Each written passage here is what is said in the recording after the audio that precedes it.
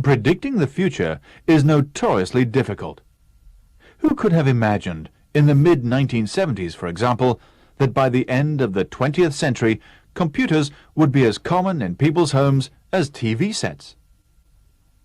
In the 1970s, computers were common enough, but only in big business, government departments, and large organizations.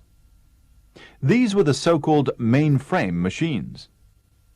Mainframe computers were very large indeed, often occupying whole air-conditioned rooms, employing full-time technicians, and run on specially written software.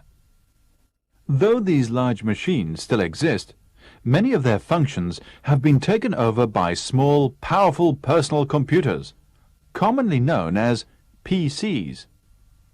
In 1975, a primitive machine called the Altair was launched in the USA.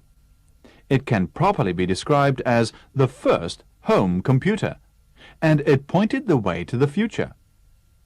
This was followed at the end of the 1970s by a machine called an Apple. In the early 1980s, the computer giant IBM produced the world's first personal computer. This ran on an operating system called DOS, produced by a then small company named Microsoft. The IBM personal computer was widely copied. From those humble beginnings, we have seen the development of the user-friendly home computers and multimedia machines which are in common use today.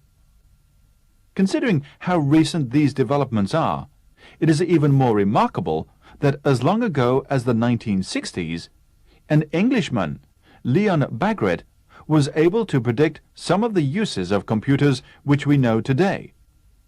Bagrit dismissed the idea that computers would learn to think for themselves and would rule the world, which people liked to believe in those days.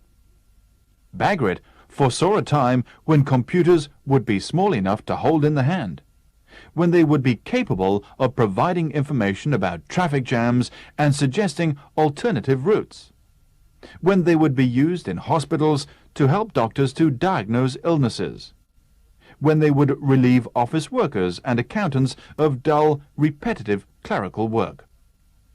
All these computer uses have become commonplace. Of course, Leon Bagrit could not possibly have foreseen the development of the Internet, the worldwide system that enables us to communicate instantly with anyone in any part of the world by using computers linked to telephone networks. Nor could he have foreseen how we could use the Internet to obtain information on every known subject, so we can read it on a screen in our homes and even print it as well if we want to. Computers have become smaller and smaller, more and more powerful, and cheaper. This is what makes Leon Bagrit's predictions particularly remarkable. If he, or someone like him, were alive today, he might be able to tell us what to expect in the next 50 years.